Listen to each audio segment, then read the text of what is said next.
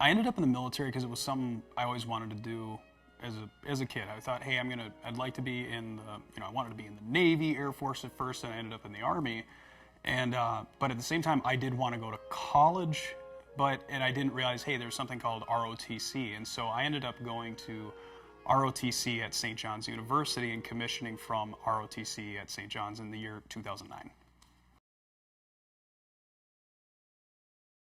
When I was in the Army, I was a field artillery officer when I started out my career. I later went to Signal Corps, which is the Army's version of IT.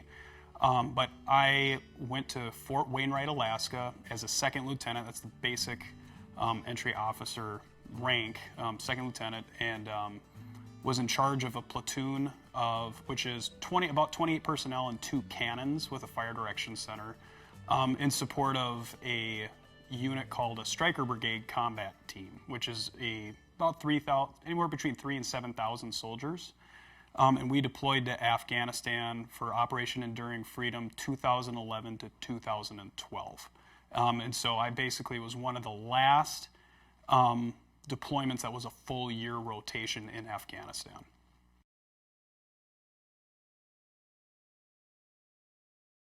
It's a totally different world going from college into the U.S. Army. My initial officer training was actually pretty difficult. You're learning field artillery, you're learning rocket science, you have to know, hey, the Earth's curvature, you're shooting 105 millimeter projectiles or 155 millimeter projectiles, 105 pounds, 24 kilometers, or some of them have rockets. You had to learn so much, and it just got pounded into you in a very short amount of time. So it was a bit of a reality check. College was kind of soft and easy, and then we get into the military, it's, oh, hey, by the way, 22-year-old, you're going to be in charge of 28 people. Are you ready?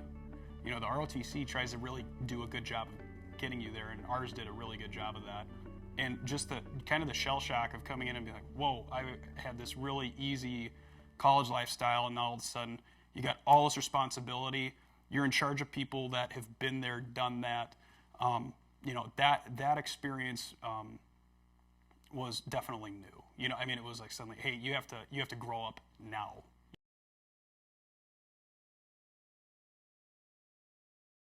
It hits everybody differently. For me, it was this realization that I grew up and learned a lot about empathy, and I blame my mom for that. But you had to take care of these guys, and you really, as much as the military does a job of kind of like being strict and kind of hammering things into you, they also teach you about leadership as being an art and a science. Science is the numbers. It's easy to figure out because, hey, the numbers are there telling you what to do.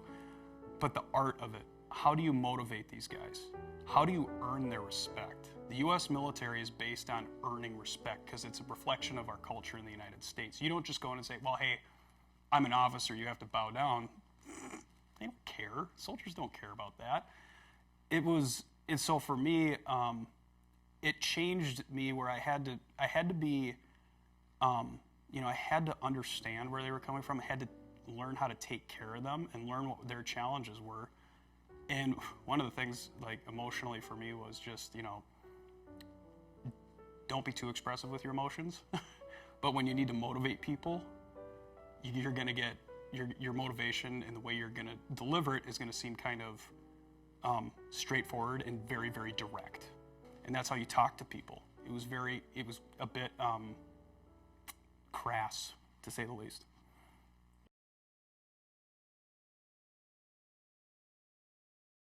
It totally shaped me differently, good and bad. I'm more energetic, I'm more lively, I'm more outgoing, which is good. I have a 0 hairpin trigger from 0 to angry, probably because of combat experience. So that I would say is negative, and that's something I'm trying to navigate with family and stuff. And it's like, guys, this isn't who I was before, but this is who I am after. And I didn't even think I was in that big of, I talk about my experience there. I was in combat, but I always talk about, like, having a friend who was on the other side of the country who was in worse combat. Like, I didn't see any dead enemy. I saw dead civilians, but I never saw a dead enemy. He was walking over corpses. So I always the tough part is being a veteran. You kind of be like, I'm downplaying what I did. I'm downplaying what I did. But then I've talked to friends of mine in the civilian world, and I said, we did this and this happened. And some of them actually gave me this like wide-eye look and then just turned around and walked off. I'm like, where are you going? You know, or I showed them a video of like, you could hear machine guns and gunfire and then like a rock or a grenade exploding. And one of them just got up and walked away. And I was like, what was that? You know, like it didn't click with me. I couldn't share those things with people. And that's what's really tough for veterans is you're actually carrying the burden of the fighting, and then when you come home, you're carrying the burden of the war with you versus you want to share those things, but society kind of acts like you can't.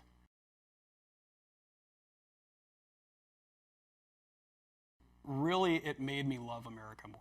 Like, it makes me, you know, we talked about the politics side of things, but it makes me love what we have here. You know, you don't really understand, like when I look in this room and you see all of the technology, you don't see this in Afghanistan. It's mud houses. It's goats walking the streets. It's, you know, fecal matter everywhere that's not getting cleaned off. Walking behind a hospital and there's expended hypodermic needles all over the place. It looks like Mad Max wasteland, and you're like, you come here and then you hear, you know, complaining about the country, and I'm like, you guys have no freaking idea how awesome this place is. I love it. So the positives, you know, to me are, hey, I'm home. I love this place. I got to start I made it out alive. I'm with my family. You know, the negative is, you know, being a bit cynical on things. You know, emotional control sometimes can be difficult because of that experience.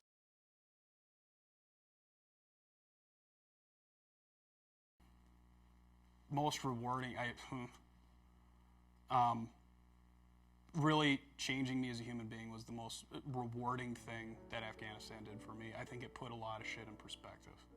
Puts the real world in perspective. It puts what you have in perspective. It puts your family in perspective and how important, you know, my wife stuck with me through that whole thing.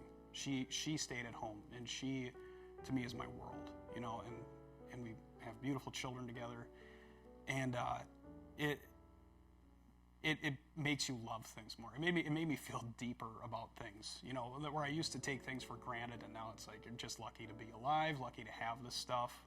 You know, sometimes what's really funny is when I'm in Afghanistan, you know, I walked over and picked up a piece of pipe that my guys thought was an anti-personnel mine. I just like, hey, look at that, and they're like, oh my God, and freaked out. But the gravity of that didn't dawn on me until almost 5 years after deployment. I'm like, holy shit, I could have blown up. Sometimes it didn't sink in until much later. So,